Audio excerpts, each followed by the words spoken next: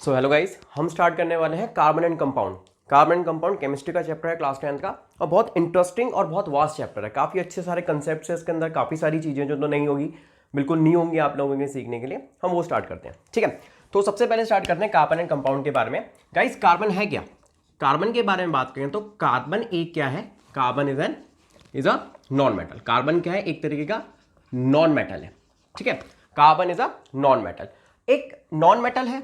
और इसके बारे में बताऊं मैं आपको, पहले इसके बारे में सारी चीज आपको मैं ब्रीफ कर देता हूं कि कार्बन एक तरीके का क्या है? नॉन मेटल है। और कार्बन की अगर हम बात करें, कार्बन का एटॉमिक नंबर देखें, कार्बन एटॉमिक नंबर देखें हम लोग, तो इसका एटॉमिक नंबर होता है गाइस, इसका एटॉमिक नंबर को हम Z से रिप्रेजेंट करते हैं। एटॉमिक नंबर होता है इसका 6, ठीक है। ध्यान देना यार, कार्बन जो है ना बहुत ही वर्सेटाइल है। वर्सेटाइल इन द सेंस, आपको हर चीज में, हर एक कंपाउंड में आपको क्या मिलेगा? कार्बन मिलेगा। जैसे आप कोई भी चीज, एनीथिंग, मतलब कोई भी चीज जो आप देखते हो, जैसे आप कोई भी जो food that you eat, food that we eat, कोई भी जो भी हम खाना खाते हैं, फूड दैट वी ईट, जैसे चाहे कोई भी हो, पल्सेस हो, ठीक है ना, पल्सेस हो, एनीथिंग यार, जैसे वीट हो, कुछ भी हो, इन सब में भी क्या मिलेगा आपको? कार्बन मिलेगा। जैसे अब देखा जाए इसके अंदर, इसके एग्जांपल में जितने भी फ्यूल्स हैं, हमारे जितने भी फ्यूल्स हैं, वो भी सारे के सारे क्या है बताओ? कार्बन बेस्ड हैं। वो सारे के सारे किससे बने? हमें कहाँ से ड्राइव हुए हैं? किससे ड्राइव हुए हैं? वो हुए कार्बन से ड्राइव हुए हैं, ठीक है। जैसे फॉर एग्जाम्पल पेट्रोल की बात करें, पेट्रोल हो गया, कोल हो गया। कोल में तो मेजर ही क्या होता है बताओ? क्या होता है? कार्बन होता है, ठीक है। पेट्रोल हो गया, कोल हो गया। कोई हम नेचुरल गैस की बात कर ले, नेचुरल गैस की बात कर लें, जैसे हम सीएनजी की बात कर सकते हैं, ठीक है। या हम क्या बोलें? एलपीजी बोले, ठीक है ना। CNG compressed natural gas, LPG liquefied petroleum gas. ये भी सारे के सारे किससे ड्राइव हुए? कार्बन से ड्राइव हुए। ये सारे के सारे क्या है? कार्बन कंपाउंड्स ही हैं। देखो, जितने भी कार्बन कंपाउंड्स होते हैं गाइस, उन कार्बन कंपाउंड्स को हम क्या बोलते हैं? ऑर्गेनिक कंपाउंड्स बोला जाता है। आपसे पूछे कोई व्हाट आर ऑर्गेनिक कंपाउंड्स, तो ऑर्गेनिक कंपाउंड्स क्या होते हैं? अभी थोड़ा सा और आगे आएगा भी, ऑर्गेनिक कंपाउंड्स को हम डिटेल में ही पढ़ेंगे, ध्यान देना। तो ऑर्गेनिक कंपाउंड्स क्या होते हैं? वो सारे कंपाउंड्स जो कार्बन से मिलकर बने। ऑर्गेनिक कंपाउंड्स, है ना, बोलेंगे are those which are made up of carbon, जो किससे मिलकर बने हो गाइस? कार्बन से मिलकर बने हो। यहां तक क्लियर है? तो कार्बन क्या है? एक नॉन मेटल है, ठीक है। एटॉमिक नंबर क्या होगा? 6 होगा उसका। और कोई भी चीज, एनीथिंग दैट वी सी, या जो भी हम देखते हैं, खाते हैं, कोई चीज नहीं भी देखते हैं, उसमें क्या है बताओ? हमारे पास कार्बन है। समझ में आ रही बात? चाहे मैंने आपको बोला फ्यूल्स हो, चाहे कोई भी खाने पीने की भी चीज हो, उसमें भी क्या है बताओ? कार्बन है, ठीक है। आप इसके अलावा, इससे हटके भी आप क्या कह सकते हो? कार्बन किस किस चीज में, मान लो हम फ्यूल के हिसाब से वुड को भी फ्यूल माना जाता है, तो वुड में भी क्या है बताओ? कार्बन है। यहां तक क्लियर है गाइस? आगे बढ़ते हैं, ठीक है। साथ साथ ही आपको नोट्स भी मिलते चले जाएंगे। आप ये सारी चीजें अपनी कॉपी में पेन डाउन कर सकते हो और अपने नोट्स भी मेंटेन कर सकते हो। धीरे धीरे धीरे हम बिल्कुल स्क्रैच से पढ़ेंगे, है ना, ऊपर लेवल तक, ठीक है। चलो, तो हम कार्बन के बारे में और बात कर लेते हैं। तो गाइस देखो, कार्बन क्या है? मतलब मैंने बताया एक नॉन मेटल है। यहां तक तो आपने शायद सुना भी हो, नहीं भी सुना होगा, तो यहां तक की चीजें आपको क्लियर हो गई होगी, ठीक है। नाउ आगे देखते हैं। तो कार्बन क्या है? कार्बन अक्सर किस फॉर्म में है देखा जाए तो? कंबाइंड स्टेट में भी है, और किस फॉर्म में बताओ? फ्री स्टेट में भी है। उससे पहले थोड़ी सी और चीजें डिस्कस कर लेते हैं कार्बन के बारे में, ठीक है। देखो होता क्या है, कार्बन के बारे में बात करें तो कार्बन जो है, कार्बन की अगर मैं बात करूं, इसकी क्या है, इसको अक्सर ना ऐसे टर्म यूज होती है, टेट्रावेलेंट। इसको क्या कहा जाता है? टेट्रावेलेंट कहा जाता है कार्बन को। टेट्रावेलेंट का मतलब क्या हो गया? अगर मैं इसको ब्रेक करूं, ये जो वर्ड है टेट्रावेलेंट, अगर इसको मैं ब्रेक करूं तो टेट्रावेलेंट का मतलब हो गया टेट्रा प्लस में वेलेंट। टेट्रावेलेंट का मतलब क्या हो गया? टेट्रा मतलब होता है 4। अभी मैं आपको एक्सप्लेन करता हूं। और वेलेंट मतलब क्या हो गया बताओ? वैलेंसी। क्या बताओ? वैलेंसी। मतलब अगर देखा जाए, कार्बन की क्या होती है? कार्बन की जो वैलेंसी होती है, या द वैलेंसी ऑफ कार्बन ऐसे लिखते हैं, the valency of carbon, the valency of carbon is, valency of carbon is कितना बताओ? 4, ठीक है। इसलिए उसे क्या कहा गया? टेट्रावेलेंट। आपसे स्कूल में या वाइवा में आपसे पूछा जाता है कि कार्बन टेट्रावेलेंट है, इसका मतलब क्या है? टेट्रावेलेंट होने का मतलब क्या हो गया? आप स्कूल में समझा सकते हो, टेट्रा प्लस वेलेंट। टेट्रा मतलब 4 हो गया, वेलेंट मतलब क्या हो गया? वैलेंसी हो गया। समझ में आ रही बात? तो कार्बन की वैलेंसी 4 होती है, इसी को, इसलिए इसको क्या कहा जाता है? टेट्रावेलेंट कहा जाता है। समझ में आ रही बात? चलो आगे देखते हैं। यार अगर देखा जाए कार्बन को टेट्रावेलेंट कहा जा रहा है या उसकी वैलेंसी 4 है, तो इसका मतलब क्या है? इसको थोड़ा सा समझ लेते हैं, ध्यान देना। अगर मैं इसकी इलेक्ट्रॉनिक कॉन्फ़िगरेशन करूं, गाइस 9th क्लास में आप लोगों ने इलेक्ट्रॉनिक कॉन्फ़िगरेशन पढ़ी होगी। इलेक्ट्रॉनिक कॉन्फ़िगरेशन की बात करें, इसकी इलेक्ट्रॉनिक कॉन्फ़िगरेशन की बात करें तो इलेक्ट्रॉनिक कॉन्फ़िगरेशन में करते क्या हम, अरेंजमेंट ऑफ इलेक्ट्रॉन करते हैं गाइस। क्या करते हैं, अरेंजमेंट ऑफ इलेक्ट्रॉन्स करते हैं इन देयर रिस्पेक्टिव शेल। समझ में आ रही बात, ध्यान दो। तो इलेक्ट्रॉनिक कॉन्फ़िगरेशन की बात की जाए तो कार्बन का एटॉमिक नंबर मैंने आपको क्या बताया, 6, ये Z लिखा है। एटॉमिक नंबर क्या है बताओ, 6। अगर इलेक्ट्रॉनिक कॉन्फ़िगरेशन इसकी मैं करूं तो गाइज आपने सबने पढ़ा हुआ है K शेल में कितने इलेक्ट्रॉन आते हैं, 2 इलेक्ट्रॉन आते हैं, और L शेल में कितने आएंगे, देखो टोटल है कितने, 6 इलेक्ट्रॉन है, 6 में से 2 आ गए K में, तो बचे कितने, 4, और वो 4 किस में आएंगे बताओ, L में आएंगे। तो देखा जाए इसके हिसाब से तो एक चीज तो क्लियर हुई कि जो कार्बन के आउटर मोस्ट शेल में है ना, outermost shell of carbon atom has कितने इलेक्ट्रॉन, 4 इलेक्ट्रॉन। उसके पास कितने इलेक्ट्रॉन है बताओ, 4 इलेक्ट्रॉन्स। अच्छा, एक चीज आप लोगों ने पढ़ी होगी जब हमने 9th क्लास में Niels Bohr model of an atom पढ़ा था, उसमें बताया था कि एल शेल में कितने इलेक्ट्रॉन होने चाहिए, 8 इलेक्ट्रॉन होने चाहिए। एल शेल में कितने इलेक्ट्रॉन होने चाहिए, टोटल 8 इलेक्ट्रॉन होने चाहिए। याद करो, एक ऑक्टेट रूल पढ़ा होगा आप लोगों ने, ऑक्टेट रूल। एल शेल में कितने इलेक्ट्रॉन होने चाहिए, 8। अभी कितने हैं बेटा, 4 है। ठीक है, ध्यान समझना चीज को। अगर 4 इलेक्ट्रॉन है तो क्या होगा, 4 इलेक्ट्रॉन क्या होंगे बताओ, ये गेन करने की कोशिश करेगा। क्या करेगा बताओ, 4 इलेक्ट्रॉन की इसको नीड होगी। सुनो, अब होता क्या है इसके अंदर, एल शेल जो है, जो हमारा क्या कहा जाता है, लास्ट शेल, या इसको आउटर मोस्ट शेल भी कहा जाता है। ठीक है, ध्यान देना।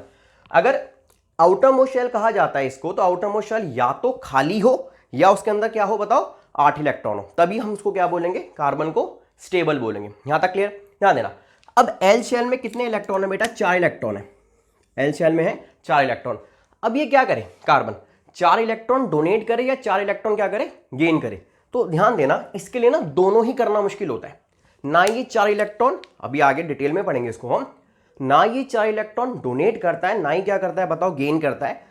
कार्बन के साथ जो बॉन्ड्स बनते हैं, कार्बन के साथ जितने भी बॉन्ड्स बनते हैं, वो कैसे बॉन्ड्स बनते हैं, वो बनते हैं आपके कोवलेंट बॉन्ड। वो शेयरिंग ऑफ इलेक्ट्रॉन से बन रहे होते हैं। ये अपने 4 इलेक्ट्रॉन क्या करेगा, किसी के साथ शेयर कर लेगा। वो जो अनदर एलिमेंट होगा वो भी क्या करेगा, अपने 4 इलेक्ट्रॉन या उसके जैसे बाकी एलिमेंट्स होंगे अपने इलेक्ट्रॉन शेयर कर लेंगे, ताकि इसका क्या पूरा हो जाए, ऑक्टेट पूरा हो जाए। मतलब इसके पास भी कितने इलेक्ट्रॉन आ जाए, इसके आउटर मोस्ट शेल में 8 इलेक्ट्रॉन आ जाए। ठीक है, थोड़ा सा डिटेल में पढ़ेंगे उसको भी आगे, ध्यान देना। अभी तो एक ब्रीफ इंट्रोडक्शन के लिए मैंने आपको क्या बता दिया, इलेक्ट्रॉन कॉन्फ़िगरेशन क्या होगी, 2,4, एंड आउटर मोस्ट शेल में 4 इलेक्ट्रॉन है। इसको 4 इलेक्ट्रॉन की ही क्या है बताओ, रिक्वायरमेंट है। ठीक है ना, 4 इलेक्ट्रॉन की रिक्वायरमेंट, तो इसलिए वैलेंसी क्या होगी, 4 होगी। कार्बन नीड्स या carbon require 4 electrons to complete its octet. अपना ऑक्टेट पूरा करने के लिए उसे कितने इलेक्ट्रॉन चाहिए बताओ, 4 इलेक्ट्रॉन चाहिए। इसलिए हेंस इट्स वैलेंसी इज कितना, 4 होती है। इसलिए इसकी वैलेंसी क्या होती है, 4। इसको 4 इलेक्ट्रॉन्स की रिक्वायरमेंट है, इसलिए इसको क्या कहा जाता है बताओ, टेट्रावैलेंट कहा जाता है, या इसकी वैलेंसी क्या कही जाती है, 4 होती है। यहां तक गाइस आपको क्लियर है। पॉज करके आप ये सारा का सारा नोट डाउन कर लो। सो गाइस आगे बढ़ते हैं।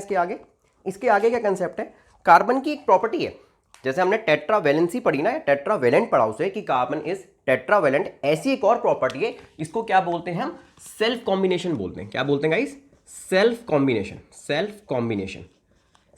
कॉम्बिनेशन। ये कैसी प्रॉपर्टी है, सेल्फ कॉम्बिनेशन प्रॉपर्टी के बारे में बात करूं मैं, तो सेल्फ कॉम्बिनेशन देखो नाम से ही समझ में आ रहा है, सेल्फ कॉम्बिनेशन का मतलब क्या, खुद से ही कंबाइन हो जाना। ठीक है, कार्बन की एक अपनी ना यूनिक प्रॉपर्टी ये है कि एक कार्बन जो है दूसरे कार्बन के साथ क्या कर जाता है, कंबाइन कर जाता है। फिर वो कार्बन दूसरे कार्बन से क्या कर जाएगा, कंबाइन कर जाएगा। ठीक है, इधर से भी मान लो 3 कार्बन है, मैं आपको लिख के बताऊंगा, 3, 4, 5, 6 ऐसे, मतलब थाउजेंड्स ऑफ कार्बन आपस में क्या करते हैं बताओ, अपने आप में कंबाइन करते हैं, खुद से ही कंबाइन होते चले जाते हैं, और एक बहुत एक्सट्रीमली लार्ज क्या बनाते हैं बताओ, मॉलिक्यूल बनाते हैं। समझ में आ रही बात। सेल्फ कॉम्बिनेशन का मतलब क्या हो गया, इसी को हम यहां पे लिखेंगे। सेल्फ कॉम्बिनेशन का मतलब हो गया property of carbon atom to combine with itself, है ना, and give rise to extremely large compound. Carbon के कंपाउंड जो होते हैं बहुत बड़े बड़े, क्यों बड़े बड़े क्यों बोल रहे हैं? एक कार्बन जो दूसरे कार्बन के साथ क्या करता रहेगा, लिंक करता चला जाएगा। कैसे मैं तुम्हें बताऊं, जैसे मान लो एक कार्बन है, अभी इसको और डिटेल में पढ़ना है हमें आगे, ध्यान देना। तो ये ब्रीफ है, तो उसमें क्या होगा आगे जब कैटिनेशन पढ़ेंगे, चेन्स पढ़ेंगे, सैचुरेटेड अनसैचुरेटेड हाइड्रोकार्बन्स पढ़ेंगे, तो उसमें काफी सारी चीजें क्लियर होंगी तुम लोग की। जैसे ये कार्बन एक के बाद एक के बाद एक के बाद ऐसे लिंक करता चला गया, जरूरी नहीं स्ट्रेट लाइन में, ऊपर भी इधर भी कोई कार्बन आ गया, इधर भी कोई कार्बन आ गया, इधर भी आ गया, ये आपस में लिंक कर गए, ये आपस में लिंक कर गए। ये तो यार देखो हो क्या रहा है, देखो समझो इस चीज को। इसमें क्या हो रहा है, कार्बन कार्बन जो है आपस में बॉन्ड बनाते चले जा रहे हैं। देख लो कितने मर्जी बना दूं मैं, ध्यान देना, ऐसे करके बना दिया मैंने, ठीक है, ध्यान देना। ये क्या हो रहा है, सेल्फ कंबाइन कर रहा है, सेल्फ कंबाइन कर रहा है। इसको हम डिटेल में ऐसे भी समझ सकते हैं कि अगर ध्यान से देखा जाए इस वाले कार्बन को देखा जाए तो इस कार्बन ने अपना एक इलेक्ट्रॉन शेयर कर लिया, इस वाले ने भी शेयर कर लिया, इसने भी शेयर कर लिया, इसने भी शेयर कर लिया। तो इसके पास अपने जो इसे 4 इलेक्ट्रॉन की नीड थी, याद करो अभी थोड़ी देर पहले बताया था, जो इसे 4 इलेक्ट्रॉन की नीड थी वो पूरी हो गई। अभी इसको डिस्कस करेंगे और भी, ध्यान देना। तो क्या होगा, सेल्फ कॉम्बिनेशन का मतलब क्या हो गया, property of carbon to combine with itself to give and give rise to a extremely large compound. ठीक है, बहुत ही बड़ा क्या बताओ कंपाउंड बना ले, बहुत बड़ा मॉलिक्यूल बना ले। समझ में आ रही बात? इसको ना होता क्या है, ऐसे करते करते एक तो बहुत एक्सट्रीमली लार्ज कंपाउंड बनता है और लॉन्ग चेन्स भी बन जाती हैं, कार्बन की लॉन्ग चेन फॉर्मेशन भी हो जाता है। Long chain formation, long chain formation का मतलब क्या होगा, जैसे समझना है इस चीज को, अभी इसको रब कर दूंगा मैं, ध्यान देना। ऐसे कार्बन की चेन आपस में क्या हो रही है, कार्बन एक के बाद एक के बाद एक के बाद क्या होता चला गया, ऐसे लिंक करता चला गया, है ना। तो बहुत लॉन्ग चेन्स बन जाती हैं। ये क्या बन गई, चेन बन गई, नहीं बन गई पूरी की पूरी, ठीक है ना। ये पूरी की पूरी लॉन्ग चेन बन गई, लॉन्ग चेन्स का फॉर्मेशन हो जाता है। और लॉन्ग चेन का फॉर्मेशन होने की वजह से, है ना, इसका एक और नाम दिया जाता है गाइस, एक और नाम क्या दिया जाता है, दैट इज कैटिनेशन। क्या कहा जाता है, इसकी प्रॉपर्टी को कैटिनेशन भी कहा जाता है गाइस। क्या कहा जाता है, कैटिनेशन। तो तुमसे कैटिनेशन पूछा जाए तो कैटिनेशन में आप लोग क्या बताओगे, कैटिनेशन मीन्स, कैटिनेशन का मतलब यहां पे मैं लिख देता हूं, ध्यान देना। कैटिनेशन का मतलब हो गया, कैटिनेशन का मतलब हो गया, कैटिनेशन का मतलब हो गया कि ability of carbon atom, ability of carbon atom to combine with itself, to combine with other, लिख लो ऐसे लिख लो, विद अदर। इटसेल्फ का मतलब अदर ही है, अदर कार्बन एटम्स, ठीक है ना। इटसेल्फ मतलब सेम कार्बन, ठीक है, सेम कार्बन एटम की बात होगी। Ability of carbon atom to combine with other carbon atom and form long chain of carbon atom, ठीक है, long chain of carbon atoms, ठीक है, समझ में आ रही बात। ये लॉन्ग चेन फॉर्म कर लेना, इसी को क्या कहा जाता है बताओ, इसी को ही लॉन्ग चेन फॉर्म कर लेना। ये जो लॉन्ग चेन बन के आ रही है कार्बन एटम की, एक्चुअली इसे ही प्रॉपर्टी कहा जाता है कार्बन की, जिसे क्या नाम दिया जाता है, कैटिनेशन नाम दिया जाता है। इसका नाम दिया जाता है कैटिनेशन। तो अभी तक क्या क्या पढ़ा हमने, 2-3 चीजें पढ़ ली हैं, छोटा सा रिवीजन ले लो जितना पढ़ा है। कार्बन एक नॉन मेटल है, एलिमेंट कह सकते हो, एक ऐसा एलिमेंट है जो क्या है, नॉन मेटल है। एटॉमिक नंबर क्या होता है, 6 होता है। इलेक्ट्रॉनिक कॉन्फ़िगरेशन करी तो 2,4 आएगी, मतलब लास्ट शेल में कितने इलेक्ट्रॉन, 4 इलेक्ट्रॉन। अच्छा, मैंने आपको क्या बताया, जितने भी हम ऐसे कंपाउंड्स हैं जिनको देख सकते हैं, नहीं भी देख सकते, उनमें क्या है बताओ, कार्बन है। कार्बन से बने हुए हम कंपाउंड्स को क्या बोलते हैं, ऑर्गेनिक कंपाउंड्स बोलते हैं, ध्यान देना। उसके बाद मैंने क्या बताया, टेट्रावेलेंट है। टेट्रावेलेंट क्यों है, क्योंकि उसको 4 इलेक्ट्रॉन की नीड है, क्या करने में, अपना ऑक्टेट फुल कर, मतलब अपना शेल कंप्लीट करने में, मतलब ऑक्टेट, है ना, ऑक्टेट रूल जो होता है मैंने आपको बताया, वो पूरा करने के लिए उसे कितने इलेक्ट्रॉन चाहिए, 4। उसे 4 की नीड है, इसी वजह से मतलब उसकी वैलेंसी क्या है, 4 है, टेट्रावेलेंट, ठीक है। उसके बाद नेक्स्ट प्रॉपर्टी पड़ी सेल्फ कॉम्बिनेशन की। सेल्फ कॉम्बिनेशन में क्या हो गया, property of carbon atom to combine with itself and give raise to extremely large compound. Self combination का मतलब खुद से ही एक कार्बन दूसरे कार्बन से, दूसरा कार्बन तीसरे से, ऐसे करते करते बहुत बड़ी क्या बना लेंगे बताओ, ये चेन बना लेंगे, एक्सट्रीमली लार्ज कंपाउंड बना लेंगे। उसको हम क्या बोलेंगे, है ना, खुद से ही लिंक करने को सेल्फ कॉम्बिनेशन, और लॉन्ग चेन बनाने को, लॉन्ग चेन बनाने वाले प्रॉपर्टी को, उसको हम क्या बोलते हैं, कैटिनेशन बोलते हैं। समझ में आ रही बात। तो सेल्फ लिंकिंग हुई है तभी क्या हुआ है, कैटिनेशन हुआ है। यहां तक क्लियर गाइस, इसको भी नोट करो जल्दी से। सो गाइस अब आगे बढ़ते हैं। आगे बचा यहां तक के टॉपिक हो गए। अब पढ़ते हैं ऑकरेंस ऑफ कार्बन के बारे में। अब ऑकरेंस ऑफ कार्बन का मतलब ये है, ऑकरेंस ऑफ कार्बन का मतलब ये कि कार्बन किस फॉर्म में कैसी फॉर्म में क्या करता है, एग्जिस्ट करता है नेचर में। तो नेक्स्ट टॉपिक हुआ हमारा ऑकरेंस ऑफ कार्बन, ठीक है, ऑकरेंस ऑफ कार्बन। तो गाइस कार्बन जो है दो फॉर्म में एग्जिस्ट करता है। सबसे पहला है, एक है फ्री स्टेट में, एक होगी बताओ फ्री स्टेट, और दूसरी होगी guys combined state. Carbon occurrence of carbon देखा जाए तो फ्री स्टेट है, और किसमें बताओ, कंबाइंड स्टेट में। किसमें, कंबाइंड स्टेट के अंदर, ठीक है। फ्री स्टेट और कंबाइंड स्टेट में क्या मतलब है, फ्री स्टेट में जो कार्बन मिलता है, अगर मैं फ्री स्टेट की बात करूं तो फ्री स्टेट में, इन फ्री स्टेट कार्बन की दो फॉर्म है ना, it exist in two form, और वो दो फॉर्म कौन कौन सी हैं, एक है बताओ तो मैं आपको, एक है डायमंड, ठीक है, डायमंड है, और दूसरा क्या है बताओ, ग्रेफाइट। एक डायमंड है और दूसरा है ग्रेफाइट, बहुत कॉमन है, तुम लोगों ने सुने होंगे। डायमंड का नाम सबने सुना होगा, ऐसा कोई नहीं इसने डायमंड का नाम सुना। और ग्रेफाइट क्या हो गया, पेंसिल की लेड में, है ना, इस तरीके से आपने सबने सुना होगा। ये ऐसा इलेक्ट्रोड्स भी यूज होता है, ठीक है, केमिस्ट्री में इलेक्ट्रोड्स, केमिस्ट्री के एक्सपेरिमेंट्स में एज एन इलेक्ट्रोड भी यूज होता है। खैर उसको पढ़ेंगे हम। तो फ्री स्टेट में तो बहुत ही लेस क्वांटिटी में है, ठीक है ना, कार्बन, लिखेंगे ना, carbon exist in free state in very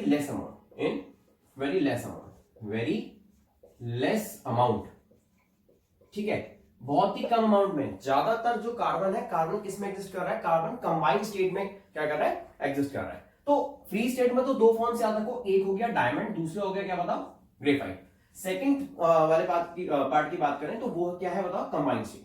combined state की बात करूंगा मैं, कंबाइंड स्टेट। तो कंबाइंड स्टेट में गाइस कार्बन बहुत सारी जगह, मैंने आपको बताया ना, कंबाइंड स्टेट में ही मैक्सिमम पार्ट जो है कार्बन का कंबाइंड स्टेट में क्या करता है, एग्जिस्ट करता है। जैसे फॉर एग्जांपल कंबाइंड स्टेट में तो बहुत सारी चीजों में, जैसे मैं आपको बता दूं कार्बोनेट्स की फॉर्म में, किसकी फॉर्म में, कार्बोनेट्स। कार्बोनेट्स क्या होते हैं, फॉर्मूला पढ़ाओ CO3, किसी के साथ CO3 लग जाए तो उसको हम क्या बोलते हैं, कार्बोनेट, CO3 2-, ठीक है, ये इसका फॉर्म होता है। ये आगे जब कंपाउंड्स पढ़ेंगे तो समझ में आ जाएगा। तो कार्बोनेट्स की फॉर्म में जैसे क्या हो गया, लाइमस्टोन का नाम सुना होगा, ठीक है, लाइमस्टोन हो गया, या आप क्या कह सकते हो, चौक कह सकते हो, ठीक है ना, चौक हो गया, इनमें मिलेगा आपको, ठीक है, कैसा होगा, कंबाइंड स्टेट में होगा, ठीक है।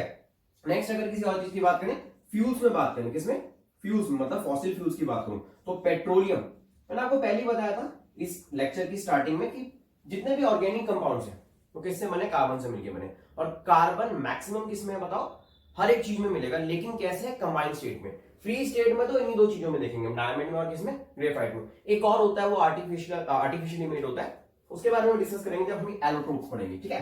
तो फ्यूल्स में क्या आ गया, पेट्रोल में हो गया, नेचुरल गैस हो गया, नेचुरल गैस कह लो, और क्या कह लो, कोल, ठीक है, ध्यान देना। और बाकी किस फॉर्म में, मैंने आपको बताया था, जैसे आप जो भी हम फूड इनटेक करते हैं, जैसे कार्बोहाइड्रेट हो गया, कार्बोहाइड्रेट्स, ठीक है ना, प्रोटीन्स हो गए, ठीक है ना, और क्या हो गया, फैट्स। इन सब में भी क्या होता है, कार्बन क्या होता है, कंबाइंड स्टेट में एग्जिस्ट करता है। यहां तक क्लियर है। तो पॉज करके इतना नोट करो।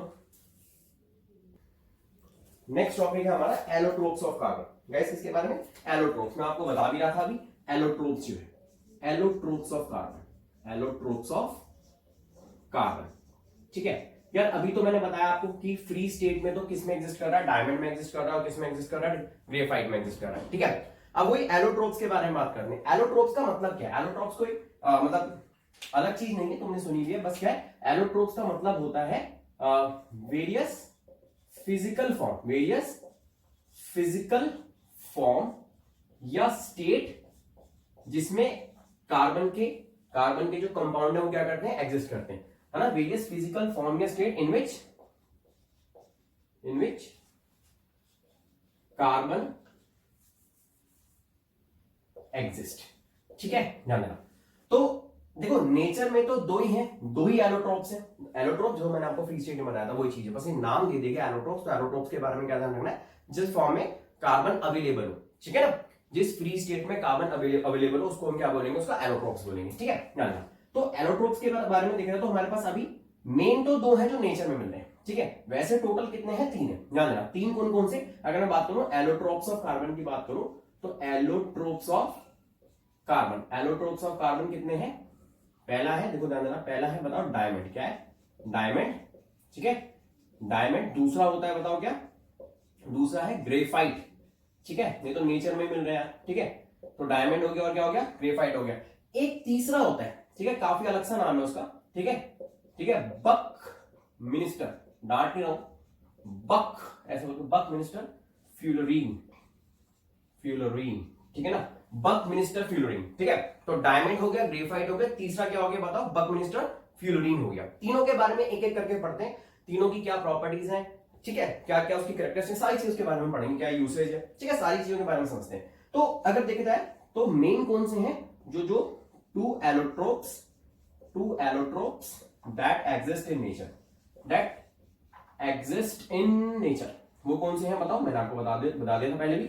एक तो डायमंड हो गया, एक हो गया डायमंड, और दूसरा क्या हो गया दोस्तों? दूसरा हो गया ग्रेफाइट, ठीक है। और ये क्या है? सिंथेटिक है, क्या देना? सिंथेटिक कौन सा? क्या देना? ये सिंथेटिक एलोट्रॉप है, सिंथेटिक बोल लो या आर्टिफिशियल इमेज बोल दो। सिंथेटिक कौन सा है इसके अंदर? बक मिनिस्टर। इन सबके बारे में एक एक करके पढ़ना स्टार्ट करते हैं, ठीक है। बक मिनिस्टर फ्यूलरीन, ठीक है, बक मिनिस्टर फ्यूलरीन, ठीक है। एक एक करके इनके बारे में पढ़ते हैं। सबसे पहले हेडिंग डालो डायमंड के बारे में। सबसे पहले पढ़ेंगे हम डायमंड के बारे में, डायमंड की सारी प्रॉपर्टीज, डायमंड का डिस्कशन करते हैं, ठीक है। चलो देखो, सबसे पहले बात करेंगे हम किसके बारे में? डायमंड के बारे में, ठीक है। तो सबसे पहला एलोट्रोप आया हमारा कौन सा? डायमंड, ठीक है। डायमंड के बारे में देखेंगे क्या है, ध्यान से समझना, इसके ऊपर क्वेश्चंस पूछे जाते हैं, ठीक है। ध्यान रखना, डायमंड के बारे में देखें तो डायमंड क्या है? डायमंड क्या है? देख, सबने सुना हुआ होगा, एक है तो कार्बन कंपाउंड, क्या है? इट इज कार्बन, क्या बताओ? कार्बन, और प्योर फॉर्म ऑफ कार्बन है। कैसे बताओ? Pure form of carbon. कैसे किस कर रहा है? नेचर में किस कर रहा है? इसको ऐसे बोलेंगे, अ सब्सटेंस विद, या ऐसे लिखो उसको, ऐसे नहीं, इसको ज्यादा बेटर होगा, आप ट्रांसपेरेंट सब्सटेंस लिखो, a transparent substance, a transparent substance with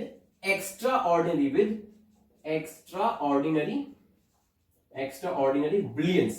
brilliance मतलब क्या होता है? चमक, चमकता है ना डायमंड, ब्रिलियंस मतलब चमक, ठीक है, चमकता बहुत है भाई, ध्यान रखना, ठीक है, ध्यान रखना। तो क्या है? एक कार्बन है और क्या है? जो ट्रांसपेरेंट है और एक्स्ट्रा ऑर्डिनरी ब्रिलियंस है, बहुत ही ज्यादा शाइन करता है, ठीक है, ध्यान देना।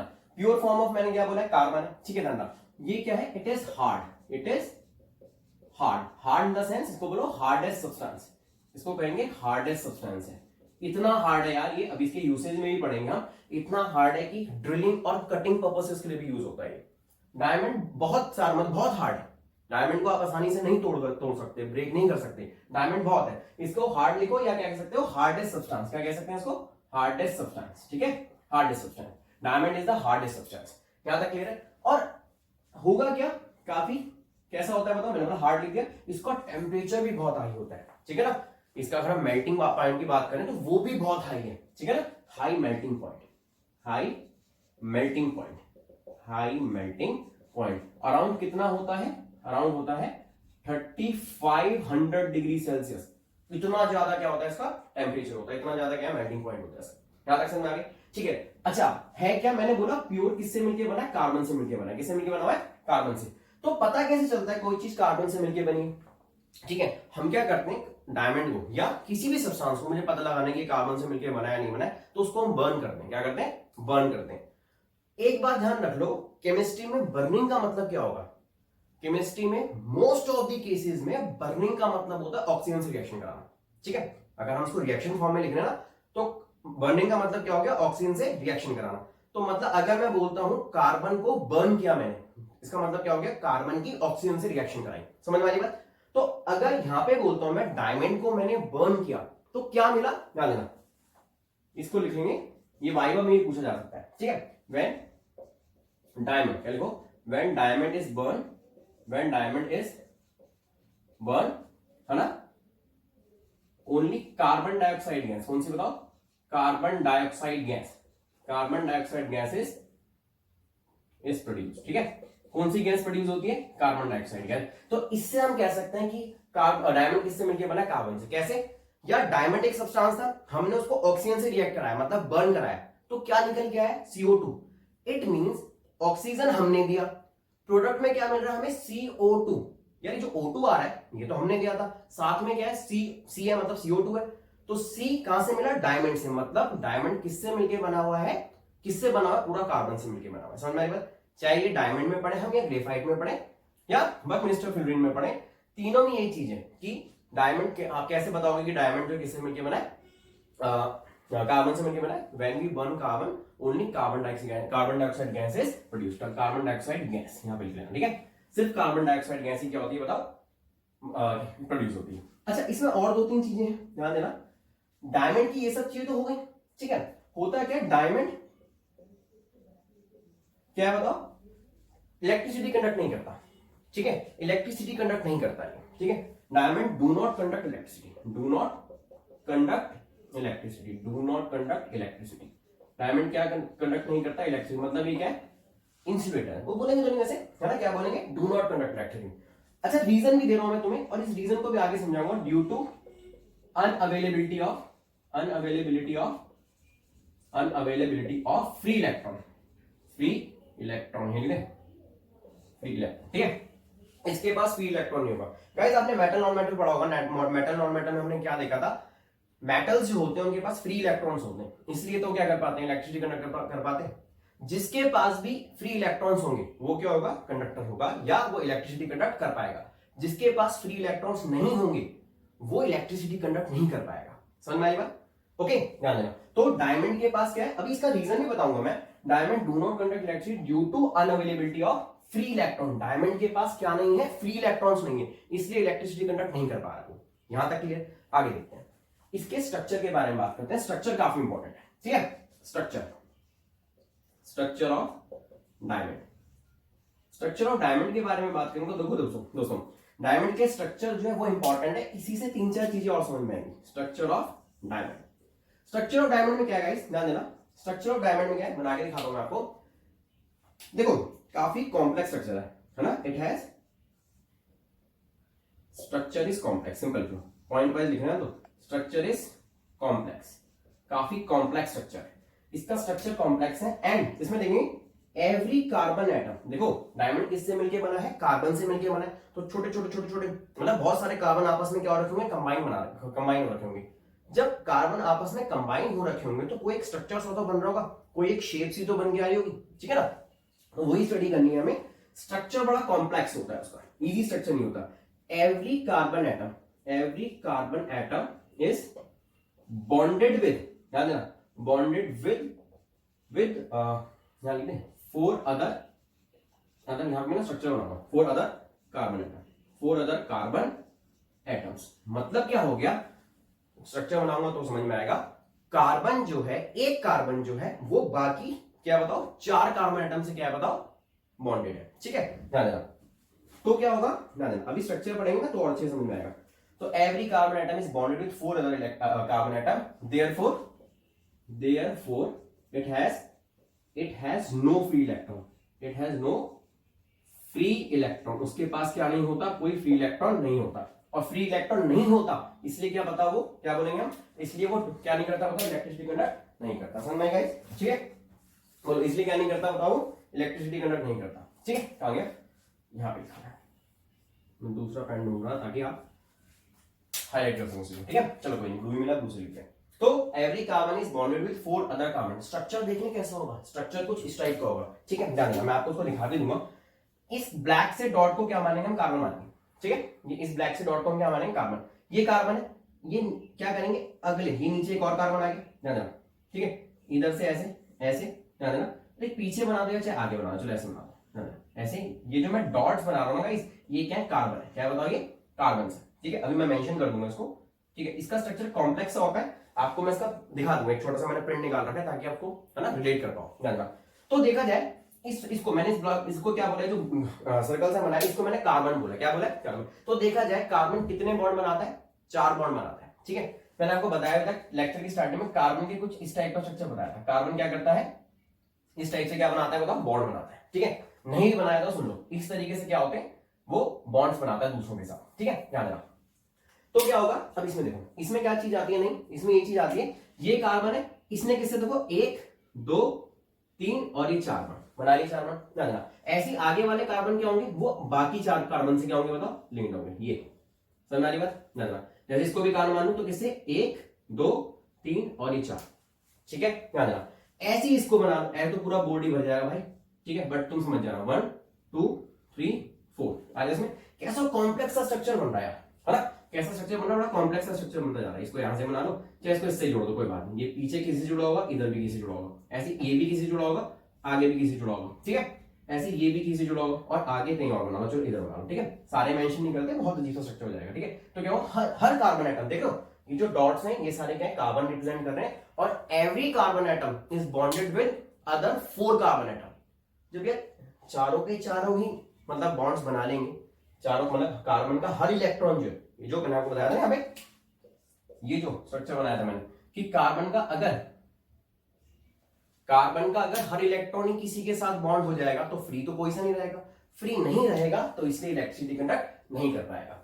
आपको ना आपकी ईज के लिए मैंने क्या कर रखा है, ये बना रखा है, देखो स्ट्रक्चर दिख रहा है, ये जो ब्लैक डॉट्स हैं, थोड़ा पास में आपको दिख रहा होगा, जो ब्लैक डॉट्स हैं, ये ब्लैक डॉट्स क्या है, आपके कार्बन हो गए, कार्बन एटम हो गए। और देखो हर उसको देखो 4 में कनेक्ट हो रखा है, देखो इसको देखो, ये वाला जो है 1 2 3 और ये ऊपर 4, ठीक है। इसको भी देख लो जाए, है ना, एक सेकंड यहां से पढ़ लो, यहां से पढ़े तो ये देखो 1 2 3 और पीछे ऊपर 4, ठीक है, कोई सा भी ले लो आप। तो या इसको ना ऐसे बना रखा है, थोड़ा सा और स्ट्रक्चर है, ये सारे बॉन्ड्स ही और कुछ नहीं।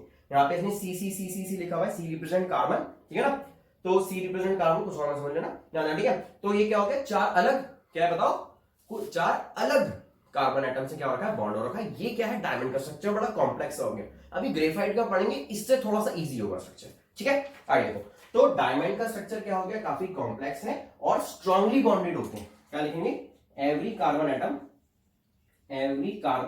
Is strongly bonded, carbon atom is strongly bonded with each other, है ना।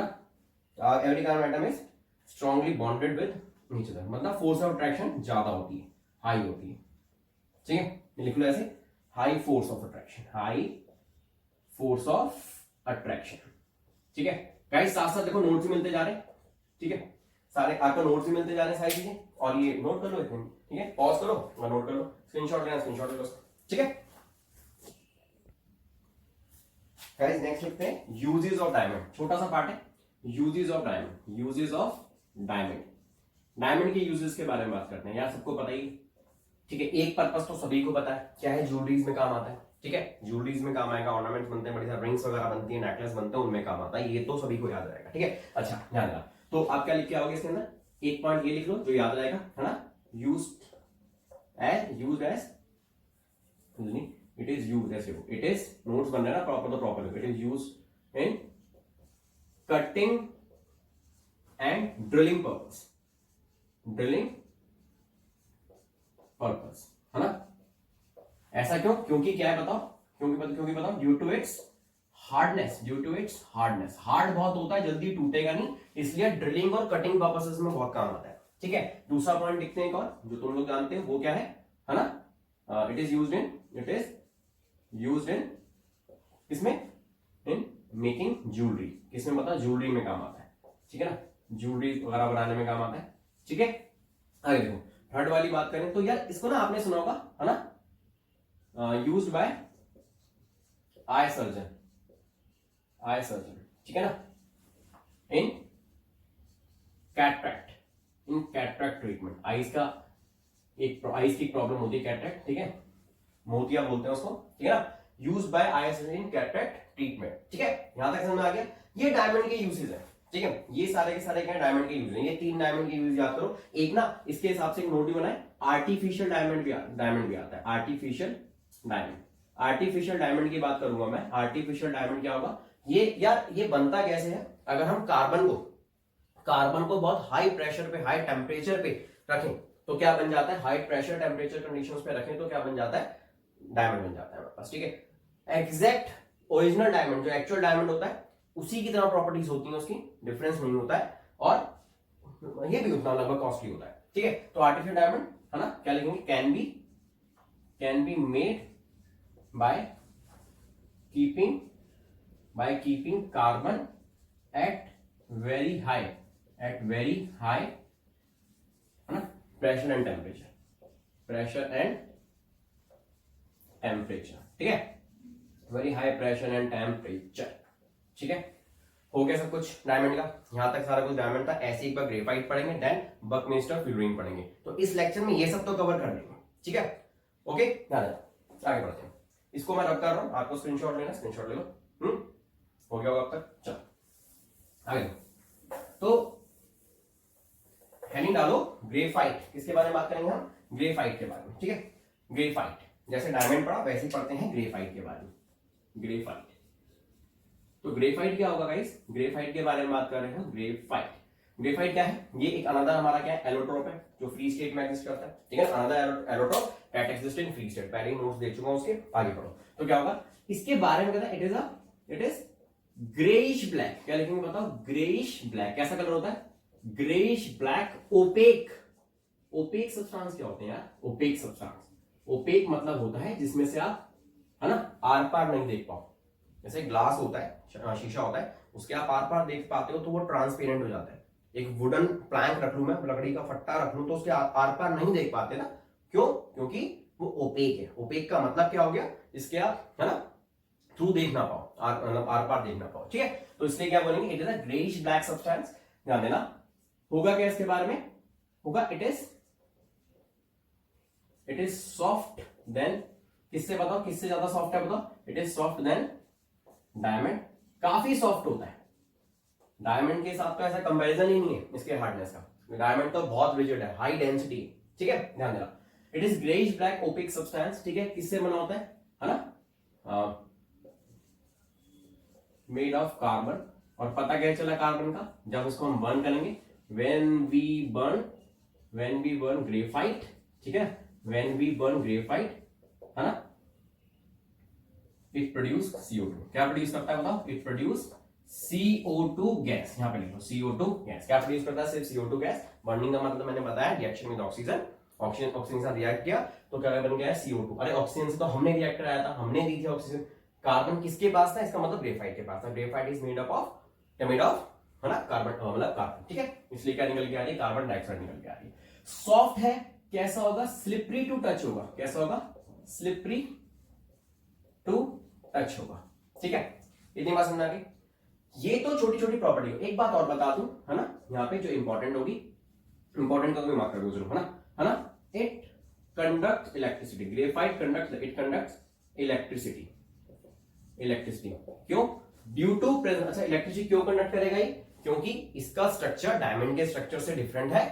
और बताऊंगा अभी आगे, इसके पास फ्री इलेक्ट्रॉन भी है, क्या इसके पास, फ्री इलेक्ट्रॉन, जिसके पास फ्री इलेक्ट्रॉन होगा वो गुड कंडक्टर होगा, ध्यान देना। It conduct electricity due to, क्या लिखेंगे, presence of, due to presence of, क्या लिखेंगे भाई, due to presence of free electron, ठीक है, फ्री इलेक्ट्रॉन, ठीक है, ओके गाइस। मैं लिखी इसी तरीके से हूं ताकि आपको नोट्स मिलते रहे प्रॉपर, ठीक है, ताकि आप इन सब चीजों को अपने रजिस्टर में पेन डाउन कर लेना, अच्छे से पढ़ लेना, इससे पढ़ लेना, और बाकी जो प्रैक्टिस क्वेश्चंस होंगे वो तो चैप्टर हो जाएगा, कोई इसमें आपको कोई डाउट रह नहीं जाएगा, ठीक है। It conducts electricity due to presence of free electron, free electron की प्रेजेंस होने की वजह से क्या करता है, इलेक्ट्रिसिटी कंडक्ट करता है, ठीक है ना। इसका स्ट्रक्चर देखते हैं, ठीक है, इसके स्ट्रक्चर की बात करें तो इसका स्ट्रक्चर कैसा होगा वो इंपॉर्टेंट है ना।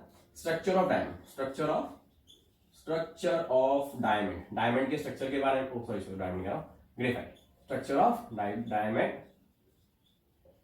क्यों निकल रहा बाबा यार, सॉरी ग्रेफाइट पढ़ गलती से निकला, डायमंड सभी का फेवरेट होता है। तो स्ट्रक्चर ऑफ ग्रेफाइट की बात करेंगे, स्ट्रक्चर ऑफ ग्रेफाइट, ठीक है। स्ट्रक्चर ऑफ ग्रेफाइट कैसा होगा यार, आपको बताओ, ग्रेफाइट का ना लेयर स्ट्रक्चर है, क्या होगा, carbon atoms are arranged in या ऑर्गेनाइज्ड इन, कुछ भी लिख लो, इन हेक्सागोनल रिंग्स। कैसे रिंग्स में होता है बताओ, हेक्सागोनल का मतलब क्या होता है, 6 का ग्रुप, ठीक है ना। हेक्सागन का मतलब होता है जिसमें 6 चीज आ रही है ना, 6 आइटम्स आ रही है, 6 एटम्स आ रही है, हेक्सागन की क्वांटिटी, हेक्स मतलब 6, ठीक है। हेक्सागोनल रिंग्स में क्या होगा बताओ, वो अरेंज होगा, ध्यान देना, ओके। कार्बन एटम है, क्या बताओ, carbon atoms are arranged in hexagonal rings, कैसा होगा, है ना, ये जो होंगे ना hexagonal rings are arranged in, rings are arranged in layered structure, एक के ऊपर एक लेयर होती है, लेयर्ड स्ट्रक्चर, एक के ऊपर एक लेयर होती है, ठीक है, एक के ऊपर एक लेयर होती है, जिसकी वजह से क्या होता है बताओ, जिसकी वजह से क्या होता है, ये किसकी तरह लगता है, hexagonal rings are arranged in layer structure. Layer अभी बताऊंगा, स्ट्रक्चर बना के बताऊंगा कैसा होगा, ठीक है। और सबसे इंपॉर्टेंट है, every carbon atom is bonded with, every carbon atom is bonded with, ध्यान देना ये इंपॉर्टेंट है, with 3 other carbon atom, with 3 other carbon atom. देखो होगा क्या, कार्बन एटम से, ठीक है। डायमंड में क्या था, हर कार्बन एटम जो था 4 से बॉन्डेड था, ठीक है, हर कार्बन एटम 4 से बॉन्डेड था, इसलिए चारों इलेक्ट्रॉन क्या थे उसके, ऑक्यूपाइड थे। इसमें क्या है, ग्रेफाइट 3 से बॉन्डेड है, मतलब ग्रेफाइट के स्ट्रक्चर में जाओगे, कार्बन को देखोगे तो कार्बन जो है 3 से बॉन्डेड है, 3 अलग कार्बन से बॉन्डेड है। तो हर कार्बन के पास क्या रहेगा, एक फ्री इलेक्ट्रॉन रहेगा, हर कार्बन के पास एक फ्री इलेक्ट्रॉन रह गया, और वो फ्री इलेक्ट्रॉन क्या करेगा, इलेक्ट्रिसिटी कंडक्ट करेगा, ठीक है। Every carbon atom is bonded with 3 other carbon atom, hence every carbon has one free atom, ऐसे लिखो, every carbon has one free electron which helps in conduction, जो किसमें हेल्प करता है, कंडक्शन, ठीक है, ऑफ इलेक्ट्रिसिटी, जो इलेक्ट्रिसिटी के कंडक्शन में क्या करता है, हेल्प करता है। यहां तक क्लियर, बोलो कोई डाउट, ठीक है। अच्छा, एक इंपॉर्टेंट चीज क्या है इसके अंदर, मैं यहां पे तो लिखूंगा ऊपर भी लिखूंगा, यहां पे जो डायमंड, जो ग्रेफाइट है ना, ध्यान देना, इसमें क्या होते हैं, एक हम ना पढ़ते हैं वीक वंडरवॉल फोर्सेस, क्या बोलते हैं, वीक वंडरवॉल फोर्सेस, ये इंपॉर्टेंट है यार, ये ना वीक फोर्सेस होती है, कैसी फोर्सेस होती है बताइए, वीक फोर्सेस होती है, वीक वंडरवॉल फोर्सेस। डायमंड में क्या बताया था, स्ट्रांगली बॉन्डेड होते हैं, ग्रेफाइट कैसा होता है, स्ट्रांगली बॉन्डेड नहीं होते। कार्बन एटम जो होंगे ना, अभी स्ट्रक्चर बना रहा हूं, कार्बन एटम जो होंगे वो अपने आप में स्ट्रांगली बॉन्डेड नहीं होंगे, बहुत वीक फोर्सेस से बॉन्डेड होंगे। उन्हीं वीक फोर्सेस को हम क्या बोलते हैं, नाम दिया उनको वीक वंडरवॉल फोर्सेस, फोर्सेस का नाम है वंडरवॉल फोर्सेस, ठीक है। ध्यान रखना, every carbon atom is bonded with 3 other carbon atom, hence every carbon atom has one free electron, और वही फ्री इलेक्ट्रॉन क्या करता है, इलेक्ट्रिसिटी कंडक्शन करता है। यहां तक क्लियर, ठीक है। चलो आगे बढ़ते हैं, अब स्ट्रक्चर देख लें इसका कुछ, तो स्ट्रक्चर कुछ इस टाइप का होगा, मैं बनाने की कोशिश करता हूं, है ना, ऐसा बनाओ ताकि आप समझ पाओ,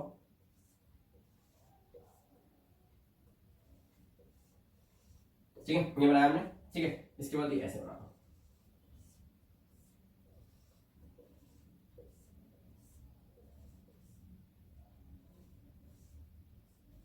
ठीक है, बना रहा हूं, ये हेक्सागोनल रिंग होंगे, देखो कितने, 1 2 3 4 5 6, ठीक है, 1 2 3 4 5 6, एक लेयर होगी, इसी के जस्ट नीचे दूसरी बनाते हैं, ठीक है, ध्यान, लेयर स्ट्रक्चर होता है इसका,